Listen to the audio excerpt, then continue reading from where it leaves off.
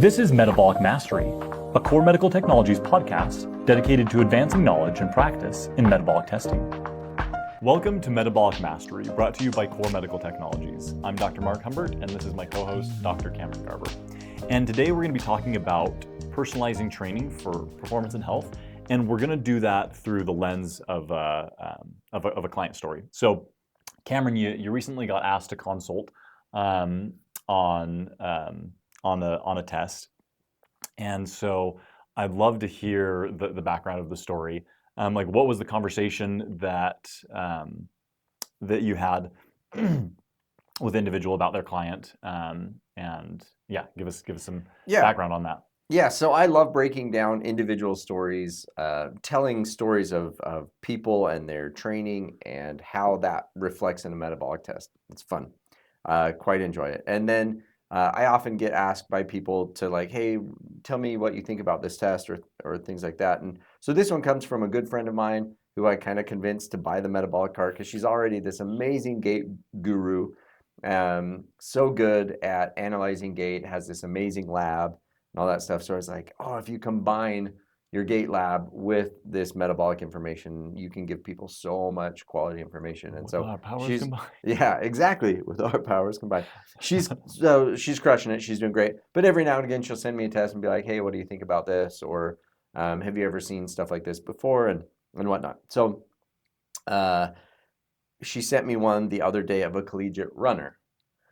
And I've worked a fair amount with collegiate runners and been able to see some trends and patterns that many of which are very frustrating. Even among very accomplished athletes and very accomplished programs, we still see a lot of training errors, even at the collegiate level, that lead to a lot of injury and problems. And so she sent me this and was like, what do you think? The fat burn wasn't maybe as good as I expected for somebody running this many miles and this experienced at running and all of these things. And so we took a look at it to kind of see. And the big thing that it makes me do is just ask a lot of questions. And so that's kind of the biggest thing when analyzing a test is you've got to get the full story. And so that's kind of the background to all of this is collegiate runner, and maybe was having some frustrations with things, and as part of why she's testing. I didn't really know that. She just said, hey, take a look at this test. And so it made me ask a lot of questions. But just by looking at the test, I could kind of tell that she probably had some frustrations with her training and performance. And so I started to look her up because I know in working with collegiate athletes in the past that all of their whole running history is online somewhere. Yeah. And so I was able to look that up and answer a lot of those questions just by looking at her training history. And so that's kind of the background, the setup on that. And so we'll dive into the specifics. But yeah. So before we go into some of those questions and some of the things that you're thinking of, you're looking at this test, kind of the first thing you think is, oh, let's learn more about the client. It's not, oh, the machine's probably not working. Yes. Why is that? Well, so we get that a lot. You get that a lot. That's true.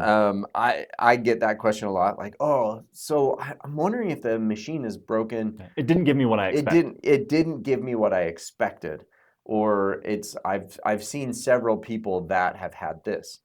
And oftentimes my first reaction is to be like, take a breath. Did you ask a bunch of questions, and do the questions that you asked line up with the test? So the device, and I said this on the episode last week, but the device only has a few parameters that it's measuring. It measures just a few key things: oxygen, carbon dioxide, flow. Like it's not measuring that many different variables. And so the likelihood that that's off without it being very obvious, one of those key variables, it will be very obvious. If flow isn't reading right, you're going to have numbers that are way off. If oxygen isn't reading right, you're going to have numbers that are way off. Same with CO2 and everything. Yeah. So it only measures a few key variables. And if those variables are off, it's way off. And so if it's just a little bit off, it's probably not the device, right? It's usually something about that individual that's off, because a person has many, many, many variables.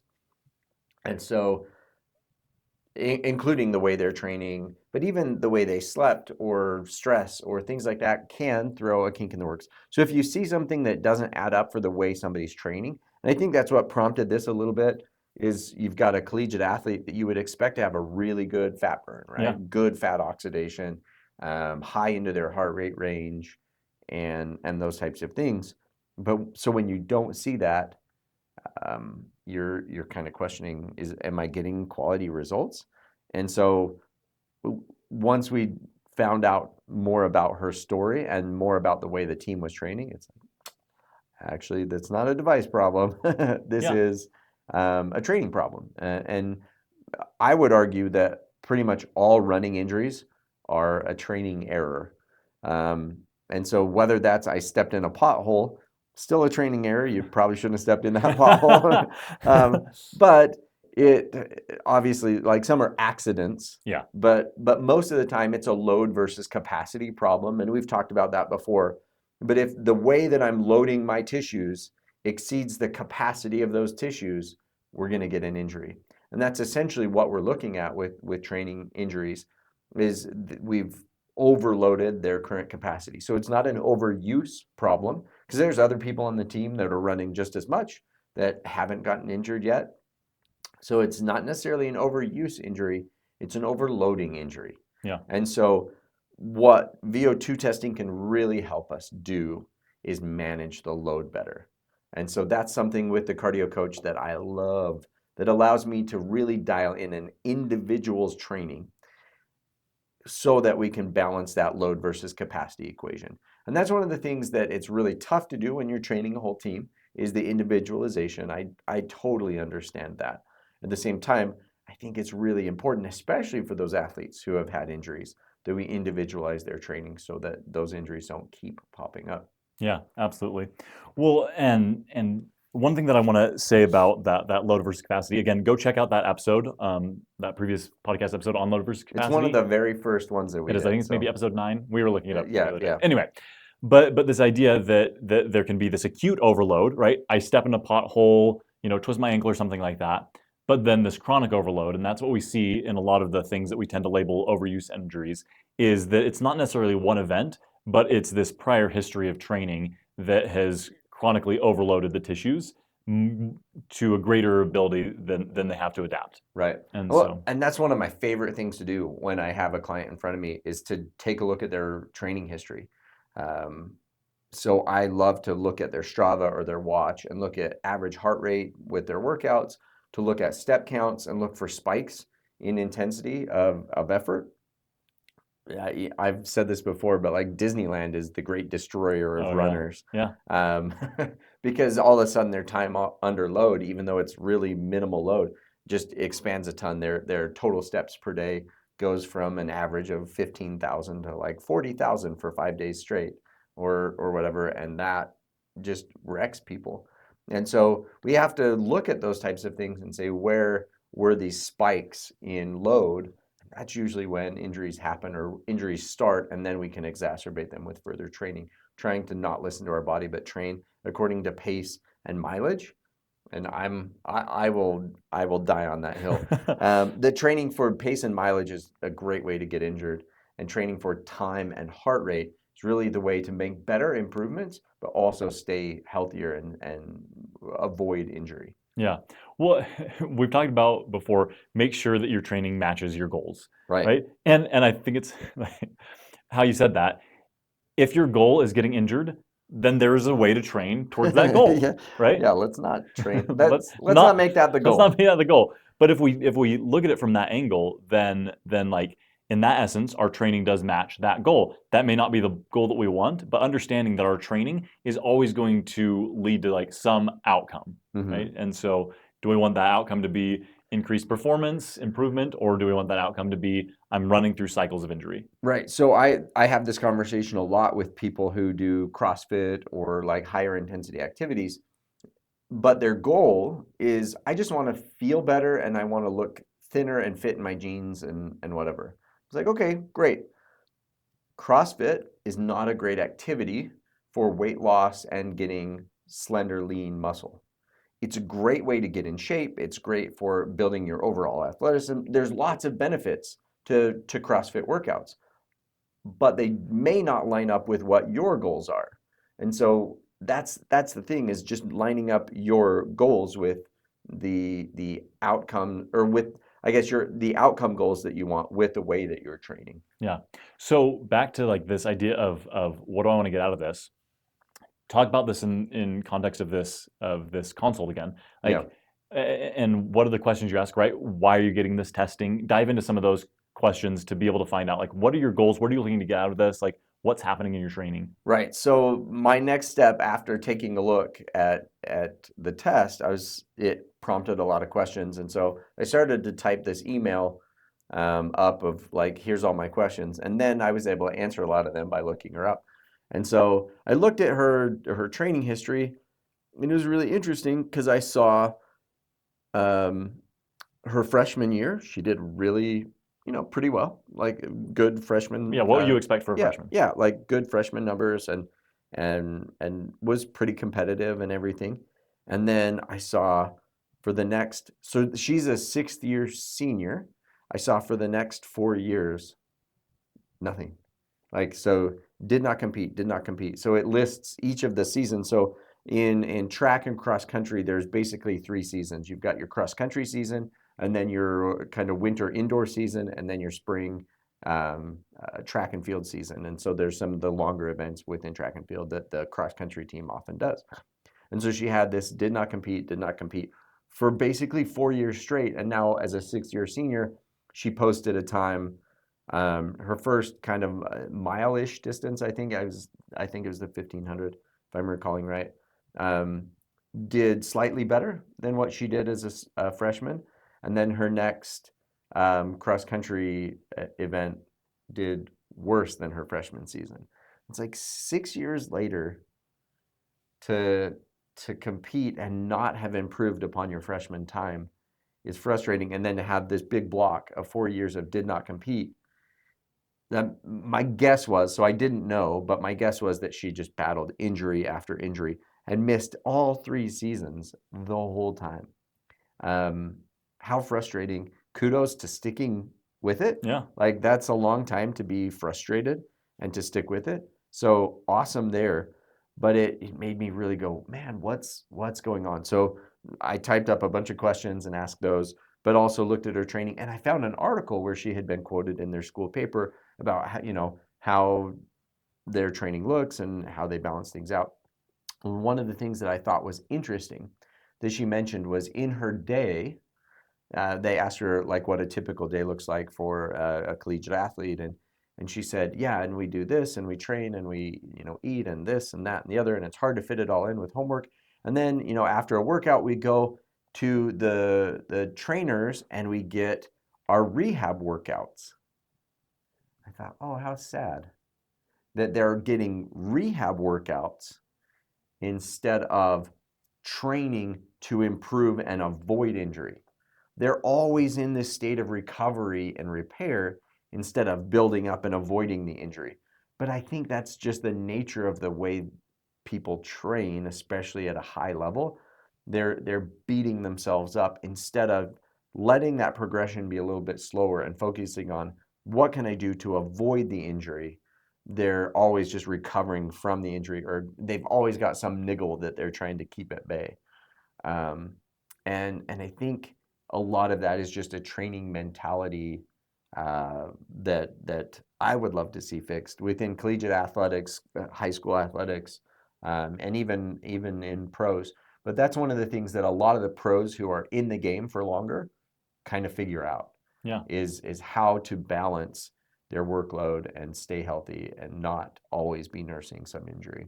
Well, it's interesting because when you look at the training regimes of a lot of collegiate athletes versus like pros that have been in the game for a long, they're wildly different. So actually, we were talking about that this morning. Talk about the individual who's just so Connor Mance. So Connor Mance just broke the U.S. men's record for marathon time. Awesome athlete, incredible runner. Came from BYU, and I think won quite a few things back then too. But just awesome athlete. And so one of the things that's cool with Connor is most of his workouts he posts on Strava. And so it Yes. allows nerds like me and others to take a look. And one of the fascinating things about his training is that he posts a lot of miles that are like 7 to 9:30, like 9:15-ish miles. So a big bulk of the volume of his training is very, very slow. We're talking almost double the pace that he's running in his actual events. Yeah. So to run, I think it was I wish I knew exactly. I think it was a 2:04 or something, as I recall. Uh, anyway, super fast marathon. Yeah. But so you're talking like 4:40 something mile pace. So a pace that like there's a handful of high school kids every year, a fair amount of high school kids in each state every year that can run kind of sub 5-minute miles consistently. So he's able to do that for 26.2 miles. There's the occasional high school kid that's breaking under 4 and things like that, but he's got a good mile time for a high school kid.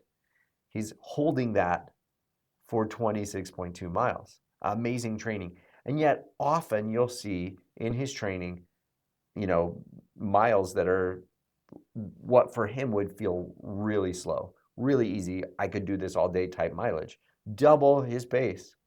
It would be the equivalent of most of us walking at like 3.5 miles an hour on the treadmill, maybe a 4.5 mile an hour jog. Yeah. Really slow miles for the rest of us is how that would feel. And he's doing that between 7 and 9, which for us may feel fast. For a lot of recreational runners, that may feel fast, but that's super slow for him. And that's the thing. That's a big chunk of his mileage is running really, really slow. Yeah. Well, and it's funny hearing you say that really, really slow, right? Because again, objectively, we're like, well, that's not slow. Yeah. But relative to him, it is. And so it's this lower intensity training. Right. And so I think maybe that gets lost in the mix sometimes. We're like, oh, well, like slow training. Well, he's not going slow, right? They're not going slow. Like, look at the times they're posting. It's like, yeah, but for them, it's easy. Well, for them, it is right. slow. His slow has gotten faster and faster and faster over time. Yeah. To where his slow is somewhat relative. I have a runner that I've worked with. His awesome guy. He ran, I think he hit 10,000 miles, but I know I can't remember because I haven't followed him as closely. But when I did a test with him and some things, he had hit 8,000 miles that year. And people were like, that's crazy. That if you run the numbers on that, it's unreal. The number of miles he runs every day. So he usually runs morning, afternoon, and evening. It just works with his lifestyle, and he runs slow enough that he can do that. But now his slow, because he's just stuck with running slow, has gotten faster and faster and faster to where his slow is like 8:30 pace, and he runs most of it in the mountains. And so, incredible athlete. Interesting goals to just try to really get tons and tons of volume. He doesn't race very often. He just does it for him. Yeah. But your body is amazingly adaptable if we let it adapt. And that's the thing. He just ran super slow, and his slow has eventually gotten faster and faster as he's gotten more and more fit. Yeah. Well, and this goes back to that conversation of overload versus overuse, right? Right. Here's someone that is pushing the limits of human performance. Like, that's so many miles to do in a year. It's so many. And yet, yet people don't even get that on their car sometimes. Right? Yeah. Your insurance starts to go up if you go past, Yeah. But life insurance should go down with that, right? Yeah, it should. Anyway, but just of like being able to push the limits of human performance. And we see people do this at different areas of human performance, being able to push the limits, and it's just taking that time to adapt. And so this involves that idea, again, of personalized training, right? I'm adapting the training to fit my goals and to fit my ability to progressively overload my body and to make the adaptations that I'm looking for. And so you touched on this, but one of the common training pitfalls that we see is this arbitrary mileage or this arbitrary pace that's enacted at a group level versus that personalized training. So talk about that in the context of this athlete and some of the issues that that can create.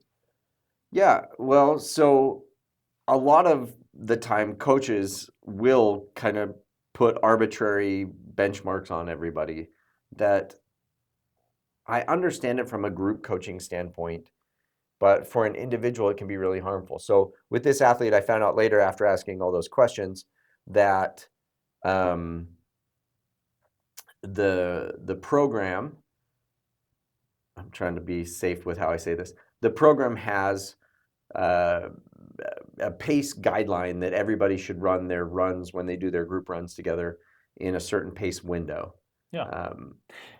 for their base pace training. And so the idea, I think, is to force people to slow down, which is good, but the problem is everybody's slow may look different. And so to put somebody at an arbitrary, like everybody should run, it's in the 7-minute range, I believe is what it was. Everybody needs to run that that pace. The problem is for some people that may be way too slow and you're limiting performance or progress or whatever. And for others, that may be way too fast. And so you just have to, that's where individualization comes forward in being really helpful. At the same time, I understand why that's difficult to do. And so it's this delicate balance of especially taking your injured athletes and finding ways to make it more specific for them. So that, if you've got 25 kids on your team and for, 15 of them, your training program works well, but then you've got these 10 that keep getting injured. And oftentimes they're some of your high performers. And so they're pushing themselves maybe too much. That's maybe those 10 that we need to get really specific with in how they're training, how they're fueling, how they're all of those things so that we can avoid injury. And so I get the challenge of that when you've got a big group of people. For sure. At the same time, especially for those that have had injury history or that you can see those injuries start building up, it's so critical that we individualize that training. This is one of the things that I love about VO2 testing or metabolic testing is we can individualize that training so simply where we can say, okay, here are your heart rate zones and that use that instead of pace, stick in your primary heart rate zone. And what would happen with that is that everybody's base pace would improve over time. That slow training pace would improve over time and everyone would be within that range. So a lot of that comes from what we found is that people who run with their base training in the 7-minute range or whatever tend to perform better on race day. I'm sure that's where that number came from. And so then they arbitrarily say, this is what we're shooting for as our base pace training pace. Yeah. And so it comes from a place of probably trying to slow some of your faster people down so that they're not overtraining as much, but also saying to really compete, we have to be at this standard. But the problem is that it doesn't allow people to get there. So they may not be there at first and train into all these injuries. Okay, so I looked it up really quick because I wanted to make sure that I give Connor Mance his due credit. So it was a 4:45 pace, and he broke the record by 55 seconds at a 2:04 marathon. Yeah. Wow. 2:04:43. So 55-second improvement over a 23-year-long record. So kudos. That's amazing. Oh, that's incredible. Yeah. Well, so it's what you're talking about is this idea of Goodhart's law. When a measure becomes a target, it ceases to be a good measure, right? Yeah. And so I think it's like this is the consequence, right? This is the byproduct, right? Maybe this pace of training to perform well, right? Right. But like training that pace doesn't necessarily, right? It's like I'm going after the wrong thing. I'm barking up the wrong tree. Right. And it's this idea of like kind of periodizing training, right? Having these goals at this macro level seems really nice, right? Oh, this allows us to plan the season. This allows us to organize training for all of the athletes. But the problem is that it's like I cannot read the future, right? I do not know what's going to happen during the course of the season. I don't know everything these athletes are going to experience. And so if I'm just trying to hold them to this standard the whole time, then that, like, it's good to have a plan, it's good to have a goal, but sometimes it becomes so rigid that people break themselves against that standard. Right. Well, especially you've got these high-performing athletes, but are also students. Yeah. And so on Monday, that pace may have been just fine, but by Wednesday, after they just took that midterm final or whatever, that midterm test, I guess it's not final if it's midterm. Anyway, Might feel final. Yeah, yeah, maybe. Yeah, after they took that midterm, it may not be because of the added stress of that and the studying and staying up late the night before. Their zone or their heart rate for that same pace may have shifted by 10, 15, 20 beats per minute. Yeah, yeah. And so honoring that can be really helpful. Exactly. And so heart rate is a great form of autoregulation. Mm-hmm. By autoregulation, it means like I'm adapting on a day-to-day basis using an objective measure. Right? We find when it's just like, only subjective feelings like, oh, I feel really tired. That doesn't always correlate well to performance. Someone might feel really tired and actually still perform really well. Yeah. But heart rate is a great objective measure to see like, okay, at this same pace, my heart rate is much higher, right? Am I more stressed? Am I lacking recovery, right? Did I have poor sleep? Is something going on? And so using that to auto-regulate training, and today I can push a little harder, today I need to back off a little bit. I can still be moving towards those training goals. I can still be moving towards those standards, but in a way that appreciates the complexity of life and the ups and downs that we have. Right. And so finding ways to auto-regulate training can really help us to avoid this overloading injury. Because I think what we see happen sometimes is this survival of the fittest, right? Right. We run everyone through this similar regime, and then like whoever doesn't get sidelined by injury, ends up performing. It's a war of attrition. War of attrition. The problem is, I think this is another area that we may pull the wrong lessons from. It's like, okay, yeah, maybe these people filtered the top. They won the genetic lottery and can just handle a lot of perhaps suboptimal training. That doesn't necessarily tell us if that style of training leads to peak performance, right? Could it be that another style of training actually would lead to better performance? And I think we have a lot of good data to look at in what we see for top performers. Their training again tends to look a lot different, right? It's not just this constant intensity. It is having the high intensity, right? Pushing hard, pushing into that top end to hit those high end adaptations, but also a lot of that slow training. Yeah. And so it's like, what does science tell us? What are we seeing in the coaching? How do we blend that together to find out like what is practically relevant for people? Mm-hmm. Not only to help them perform well on a race by race or event by event basis, but also what keeps them in the game over the long term, right? So that how many people have we talked to that are like, oh yeah, after college I stopped playing my sport, and I haven't picked it up in years, right? Well, and haven't really run or trained or whatever since then. Yeah, it's sad. It's hard to see because you wind up affecting your overall health because you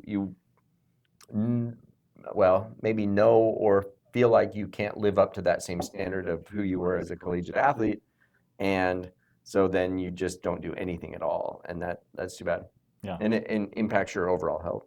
Yeah, oh, absolutely. And so anyway, we're just seeing some of these things in this client that you're looking at, right? Yeah. We're seeing evidence of multiple injuries. We're seeing evidence of trying to push a certain mileage, and it's just not working. Yeah. And so, like, talk about what led this specific client to come in and seek help in the first place, right? Like, why even get a metabolic test? Why even look at these things? Right. So that was part of it. She was frustrated with the injuries, and so she went to the gait guru to be like, "What's wrong with my gait? Why do I keep getting injured?" And so with the metabolic test, she was able to give her even more information about her training and why she's been overtraining. So looking at her test, I just pulled it up. Looking at this collegiate athlete's test where she actually burns fat the best. So that zone 2 training pace where she's going to burn few enough total calories or few enough carbohydrate calories where she's not creating this huge debt that she's got to repay the whole time, and where she's going to build a bigger zone 2. And that's the idea. The bigger we can build that zone 2 so it goes higher into the heart rate, the better. So right now she's at like 125 to 135 is really her zone 2 sweet spot. And so where that was on the treadmill is like a 5 miles per hour, so a 12-minute pace. By the time she hit 5.5 miles an hour, her fat burn dropped off. Yeah. And so for her, that's going to feel super slow, painfully slow, because she's so used to running much, much faster than that. The problem is it's if she continues to train above that, she's not training the right systems to be able to make improvement. So zone 3, I lovingly call it the no progress zone. So it's not that it's bad for you per se, and you can make progress in certain things like enduring the suffering, I guess, right? So you can get better at lactate shuttling and some of those other things, which for certain events and things like that, that can be a good skill to have, which for like a 5K type race, distance race, a lot of the time they are kind of in that zone. But if we want to build up where zone 3 is even in terms of your overall performance, building a bigger base is going to help. And if we can be way high into our heart rate range before we hit that zone 3, then our capacity to sustain heavy work is going to be much, much higher. And so that's the idea, is she's probably training with her heart rate in the 150s most of the time. And in that zone, she's creating a huge debt of carb calories that she's going to have to eat back, that she won't be able to repair tendon, ligament, bone, muscle until that's really replenished, and her body can then shift focus towards repair. And then, she's just going to feel fatigued and beat up all the time. And so training that slow at first is going to feel awful. Yeah. But if she can stick with it, in no time, it'll pick back up. Honestly, in somebody that's training at the volume that she's training, within 6 to 8 weeks, she'd be absolutely crushing it. And would see better training in her peak training as well. When she does the track workouts with the team and things like that, she'd be smoking everybody. Yeah. In a very short order. Well, and that's really the cool thing about training in zones that are optimized for, fat adaptation, or for like selecting for speed, power, and things like that. Yeah. Is it's not actually that long, right? Like 6 to 9 weeks, we can get some awesome changes, and then as we continue with that, right, as we stay consistent, like imagine things in a year, right? We've seen people make amazing transformations over the course of a year, right? But again, like even in those first few weeks, as I begin to change my training habits, like our body starts to adapt, right? Our body makes changes based on whatever demands we impose on it, right? Right. And athletes have kind of interesting timelines. So she would see 6 to 8 weeks and go, well, the cross country season will be over in 6 to 8 weeks. Good point. Which is true. And I totally understand that. But continuing to push and loading suboptimally isn't going to make the progress either. Yeah. And so you will see progress over time, and you won't slow down. Believe it or not, even though you're running much, much slower, you actually won't slow down. In fact, you'll probably speed up within just a few training sessions, because you'll have more gas in the tank for those other workouts. And so people worry that they'll slow down. They'll actually probably see some immediate improvement, or at least no drop off, and then they'll see improvement over time. So they'll be improving over time, even though they feel like they're running so much slower. And so people get nervous about that. They'll actually perform really, really well. And so it's just getting people to buy in on that is the hardest part. That 100%. This is where your body is now, and if you give it 6 to 8 weeks, you'll be at peak performance, or trending in that direction anyway. Peak window of improvement. How about that? Yeah. Where they can keep improving. Whereas if they keep doing what they're doing now, they have plateaued or will plateau, and then injury risk is really high. Yeah. Where the other training the other way allows you to still have capacity to improve. Well, I think part of the difficulty is like we are not our future self right now, right? Yeah. So like in many ways of thinking, like our future self is a different person, right? There's some disconnect there. And so I think it's a case of short-term hard, long-term easy, Yeah. or short-term easy, long-term hard, right? Yeah. It's you still have to put in the work. Still have to put in the work, But in the case of just like, I can already train in a zone 3, right? That's where I've been. That's where most people spend a lot of Right. time. And so it's like, hey, you can already do that. Right. And so like, let's work on improving the systems that have more room for optimization. And so like, it's easy to just keep, put your head down and keep doing those same workouts that you've always been doing. And you think that it's improving things, but then that long-term hard is, I actually didn't get to compete for 4 years because I kept running into injury, right? Yeah. I maybe lost out on max performance in a season because I switched up my training to allow myself to recover and to kind of build things in a more optimized way. But now that meant like for 3 years, I kept performing better and better and better and better, right? Right. And so like, it's really this, what selects for consistency over time, right? How do I apply that training stimulus and stay consistent so that I can move from, instead of moving from injury to injury to injury, I can move from strength to strength to strength. Exactly. And it Exactly. just, I think you hit the nail on the head, right? That can be very psychologically difficult, right? When you're running on the trail or wherever, and someone that's like 60 years older than you is passing you up. It's like, no, I know, I could beat them, right? Like, okay, that's like, our goal is, I want to perform well and I want to be able to stay in the game. I don't want to always be injured, because if I'm always, like you mentioned before, if I'm always just doing the quote unquote rehab exercises, then how am I really building that foundation of strength and power and speed? Well, right. So then you're again not focusing on performance improvement or getting better. You're just trying to get back to where you were, and so we're just maintaining the whole time. If we're only doing rehab exercises versus heavy strength training and things like that, then we can't really make progress. Yeah. Well, I think this is one of the things to bring into this conversation. Whoops, as I knock things over, is including strength training as a component of training, right? That's one of the things that helps us to avoid that injury to injury cycle. Is you always like to say this, right? Your next most important workout may be your strength training, Right. right? And so having that in, especially the heavy strength training, really positive adaptations for bone, Right. positive adaptations obviously for muscle, for strength, positive adaptations in ligaments, connective tissue, tendons, things like that.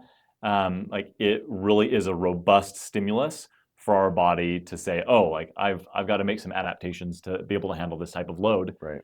And being able to handle like a higher absolute load translates into being able to handle a submaximal load for a longer period of time, Mm-hmm. right? Like, when I increase, like, just for example, right, I'm doing a bicep curl, right? When I increase my 1 rep max strength, I also increase my, like, the force that I can lift as a 30 rep max, right? Mm-hmm. There's some improvement with the endurance as well. Now, obviously, like, training still has specificity, and so if I want to select for max strength, I'm going to train a certain way. If I want to select for max endurance, I'm right. going to train another way. But there is overlap. Right. But the truth is, she's getting plenty of volume of running in. Mm-hmm.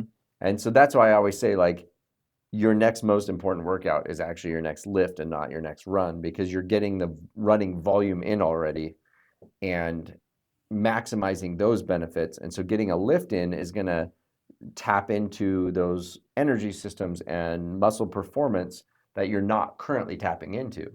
And so that's why it's going to be a bigger difference maker in your training, as well as improving strength and resilience so you're not getting injured. Yeah, yeah. All right, so then next thing, kind of a strategy for dealing with things like this is looking, well, actually, I'm going to take it back to some questions that we ask, All right. Oh, yeah.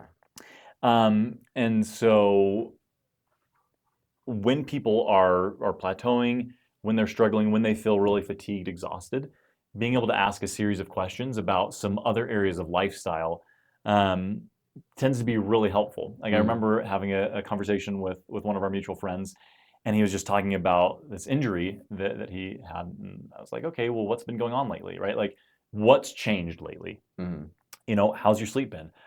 You know what? Like, sleep has not been great, and I've been traveling and doing this and that. Like, okay, so that's not been great. Well, like, tell me about your nutrition. Oh, like, with all the traveling and stuff, like, I've been eating out a lot, and sometimes it's like, wow, between meals. And okay, well, like, what's your stress like?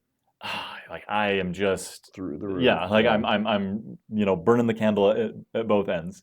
You know, okay, like what is things like socially, right? Have you been able to spend time with like family, friends, loved ones, things like that? It's like no, like again, so busy. And it's like, okay, well, all of these things have changed, right? Your load in multiple domains has gone up, or you've reduced your recovery capacity, right? I'm not getting enough sleep. I'm not fueling myself well. And so that's, keeping me from recovering as well. And then also just like stress is a load to the system, you know? Mm-hmm. And so understanding some of those things can help us to, pull the lever on some of those different lifestyle areas that may not be, there's your workout, there's your exercise activity, your training, but then there's everything that you're doing that either supports that training or takes away from that training. Yeah.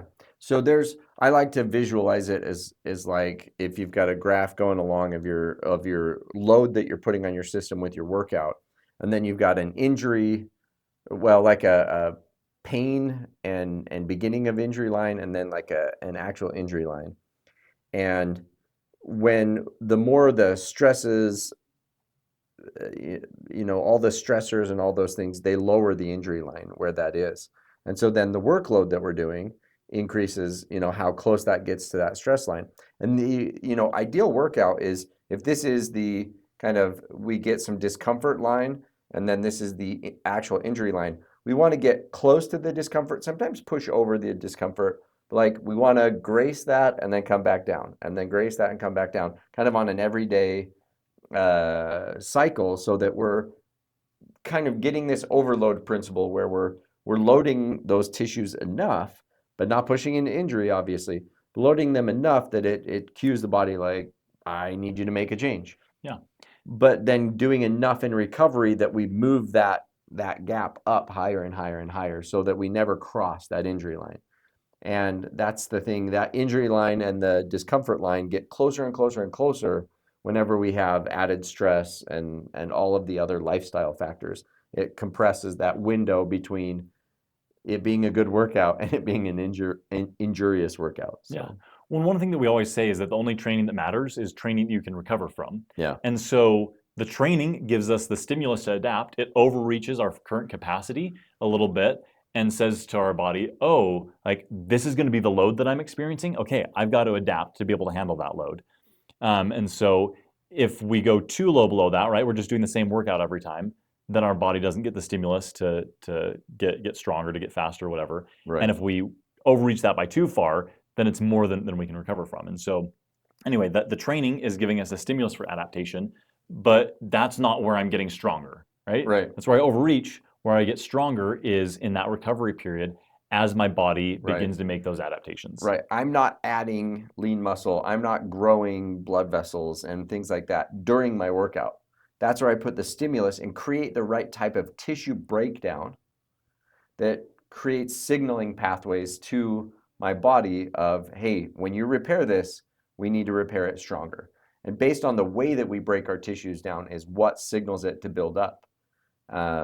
Or sometimes it's breakdown and sometimes it's just biochemical release of certain cytokines that trigger these pathways and all that fun stuff. We're stressing the tissues, I think is maybe a better way to talk about it.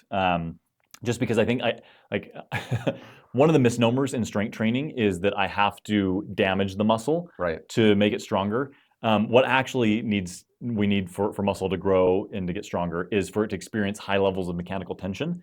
Sometimes there's some muscle damage occurring with that, but it's not the damage that is actually helpful. It's that mechanical tension. It's that stress on the system. And that works the same way, whether it's cardiovascular stress, whether it's neuromuscular stress, mechanical stress on our bones. It's stressing that system in a way that causes it to adapt. Right. And so it releases myokines or cytokines. So essentially chemical biomarkers that say, this has been flagged for improvement, right? Yeah. It's the little spray paint that the construction guys use. They're like, this is, what we need to work on. Or loggers out in the forest. I always think about Fern Gully with that. You remember that? Anyway. That's funny. But yeah, they'll spray which trees need to be removed and which trees to leave with different spray paint. So we had back behind our family cabin, they logged this one area, and all the trees had a mark on them of like which were get rid of, which were used, which were, and it was interesting to see how it's very mathematical the way they do it. Yeah. So that they can leave enough standing trees, but clear out all the ones that are about to die or whatever. Anyway. Yeah. But so our body's kind of doing that same process all the time, where it's like going through and saying, what do we need to rebuild, repair, replace? And the stress that we put on that tells it whether or not we need to do it bigger, faster, stronger, or hey, we're not really using that. Go ahead and replace it weaker. Yeah. And so that's essentially what training is all about, is just creating the right type of chemical biomarkers that tell it to improve. So whether that's muscle improvements, again, vascular improvements, neurological improvements, more nerve endings into the muscle, or more blood vessels into the muscle, the small capillary beds in the muscle, so that we can exchange oxygen better at the muscle level or in the lungs or whatever. Yeah. All of those adaptations happen, and that can't happen if we're always overtraining and we never get to a period where our body has enough gap in stress that we can actually recover, put those building blocks where we need to. And that's what injury really is I kept stressing a tissue and just never gave it enough time for those building blocks to go in and repair that tissue sufficiently before I put another load on it. And so it's not that we overused it and that tissue just broke down and gave out. It's that it just never had a chance to repair and rebuild. It's not like when you take a piece of copper and you flex it long enough or whatever until it snaps.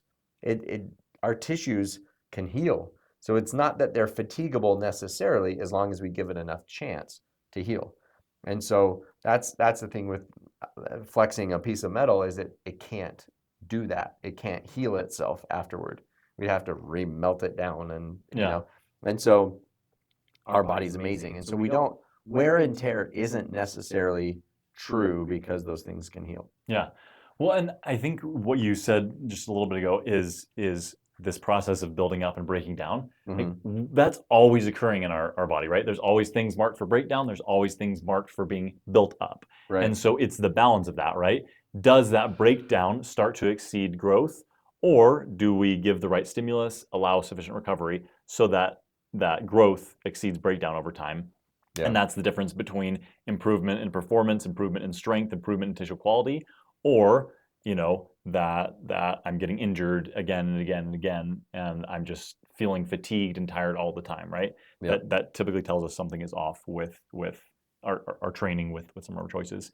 And especially in collegiate athletes, particularly female collegiate athletes, particularly female endurance collegiate athletes, is this energy availability becomes a problem, right? So, formerly known as like the female athlete triad, which is now part of the broader RED-S. So that's relative energy deficiency in sport. But for women in particular, it's characterized by like not enough energy available to offset the energy expenditure with exercise, with lifestyle activity. And then we also see lower bone mineral density, which becomes a huge problem. And even like cessation of menses sometimes, or at least like dysmenorrhea. Mm-hmm. And so that's, it really is, my body just doesn't have the building blocks it needs to rebuild, repair, and recover. And so we're always caught in this recovery cycle instead of the building up cycle, like we talked about. And so that, RED-S is, like you said, especially among endurance athletes, and collegiate age female endurance athletes, it seems to be even higher, because there's a lot more social pressures for aesthetics and other things like that. And so often that plagues that category of athletes. And so that is such a critical thing to look into, is, are they eating enough? And then on top of that, are they getting enough quality food? Because often college-age kids are eating out a lot, and mac and cheese and ramen and things like that may be not fueling them optimally for the micronutrients that they need and everything like that. And so that is something very important to look at with collegiate athletes, is, are they fueling their body right, on top of, are they training right? And again, this is one of the reasons why I love heart rate training, is because heart rate doesn't lie. It's an objective way of looking at where is my capacity at. And so if fueling strategies are kind of underwhelming for progress, that will reflect in your heart rate. That will be something that if your body's not ready to go today for whatever reason, that will reflect in your heart rate. And so I love it because if you failed your math test the day before, the likelihood is that today you're not going to train as well as you did the day before. And honoring that by following what your heart rate zones are, it's going to keep you from getting injured and having 2 bad days in a row where I failed my math test yesterday and I got injured on the track or whatever. Yeah. And so that's the idea, is we can help make sure that you're kind of sticking to the overall goal of continuous improvement. Just because you have the capacity to run that fast doesn't mean it's wise to run that fast. It may not be a good idea, even though yesterday I ran that 5:15 or 5:15 pace for 7 miles. Today I don't have that in the tank. My heart rate's 15 beats per minute higher than it was yesterday. Something's going on. If I honor that, it'll mean that the rest of my week I probably can train just fine. If I don't, I'll either get injured or I'll have successive bad days of training. And so that's the idea, is just because you have the capacity doesn't always mean that that's wise. And so being able to use that objective measure of heart rate is so critical in training. Yeah, well, just having this type of data helps us make better decisions. And bringing it back to kind of this client consult case is being able to have, like you mentioned, your friend like does all the gait stuff, but then also having that data from the cardio coach and seeing like, oh, well, how is this athlete using fat and carbohydrate where they're working out? How efficient are they? Then it helps you make those decisions about, well, how do we help them be more efficient, right? How do we help them avoid injury? And like this allows you to be part of that whole team. Yeah. So on our interview with Bob Seebohar last week, he was talking about how he'll do this testing and then he'll like call up everyone, right? He'll call up coaches, other trainers, other support professionals, maybe like PT or AT or team physicians or whatever, and he gets the download on them, right? And so it's this instead of being like siloing the information, it's getting this input from all of the different stakeholders in this person's success, and being able to find out what's their training plan and like what's their injury history and like what are some of these other factors that are affecting their training, and being able to use that to ask better questions, right, so that you know how to apply the data in a way that's really going to help the client meet their goals. And that's the key, is asking the right questions. Yep. Really makes a big difference. Absolutely. Well, and that even can design the type of testing that we do, right? Mm-hmm. Do we need to do a VO2 max test where we're seeing like a traditional VO2 max test where we're really selecting for that high end top, like what's their capacity? Or do we do a submax test and we're going to slow it down, or we're really going to zoom in on how they metabolize fat and carbohydrate, right, and dial in those heart rate ranges even more? Like we might not do the same test depending on what the end goal is. And so like if you want to know more about different types of testing, go back to our episodes, Test What You Intend to Measure, 2-episode series, and that'll give you some good information on that. But it's really being able to like take the client history, what are their goals, what are their reasons for coming in, and being able to utilize the equipment to design the type of test that will help them answer the questions that they're coming in to answer. Yeah, exactly. Test what you intend to measure is such a key principle, because if you can design that test to really get at their key either complaint or key area where they want to improve, then we can get really quality data for them so that they can accomplish that goal. But if their thing is, I want to get really dialed in heart rate zones, and I feel like I perform well, but I always get, I'm getting positive splits, I just can't last, then doing a traditional VO2 max test may not be the test for them. You may instead want to do something like a fatigue resistance style test, or that metabolic efficiency point style test we talked about last week, where we find out where is that sweet spot where they can hang out forever, or how long can they stay at a certain pace or a certain heart rate. so that we can see what is their fatigue resistance and what are ways that we can, fuel and train to strategize for that better. And so designing the right type of test really is important. So that's one of the reasons why I don't call them VO2 max tests. I call it metabolic testing, because sometimes I'll do a VO2 max test depending on what that person wants. And sometimes, depending on what their frustrations are and things like that, I run a very different style of test that matches what their concerns are. And so that's why I call it VO2 testing, or more often than not, I call it metabolic testing. Because really, I want to see how their body is utilizing calories more than just what is their VO2 max, which is still an important number, but it may not tell us the whole story. Yeah, well, I think it's like some of the traditional markers that we look at in testing, VO2 max being one of them, our aerobic threshold, our anaerobic threshold, like that gives us a good measure of intensity, which is helpful for designing training, but it doesn't give us insight alone on on which specific energy system that we're targeting necessarily, and like it does to a degree, but like how are we utilizing fat and carbs within that? Like I can't stress enough the importance of having that substrate data, because it just helps you fine tune and get more resolution into what's happening in their body at a range of exercise intensities, right? Mm-hmm. So like great to have the markers of intensity, but I want to know at each specific level of intensity, how is their body utilizing calories? How is it utilizing fat versus carb?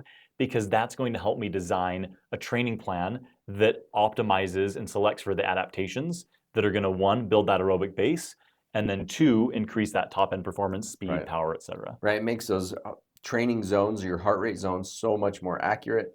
And then it also really gives so much information into fueling strategies. Like we talked again about that quite a bit last week. Yeah. But it's such a fun episode. Being able to dial in those fueling strategies is so key. Like we talked about with Red S, being able to make sure that the person is fueling enough, in race or in run in their training, but also outside of that, because we know how many calories were burned. We know what that deficit, that gap is that we need to replenish, and all of those things. Really helpful. Yeah.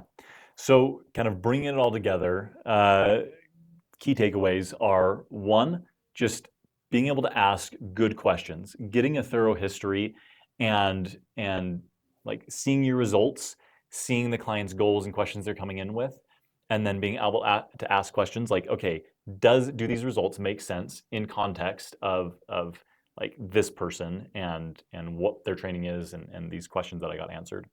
And then as you take that history, as you find some of their questions, even before you do the testing, like, okay, well then what is the type of testing that I want to do, right? Finding out what their goals are, what's the data that you need to be able to answer those questions, and then designing a test to be able to answer those questions. Mm-hmm.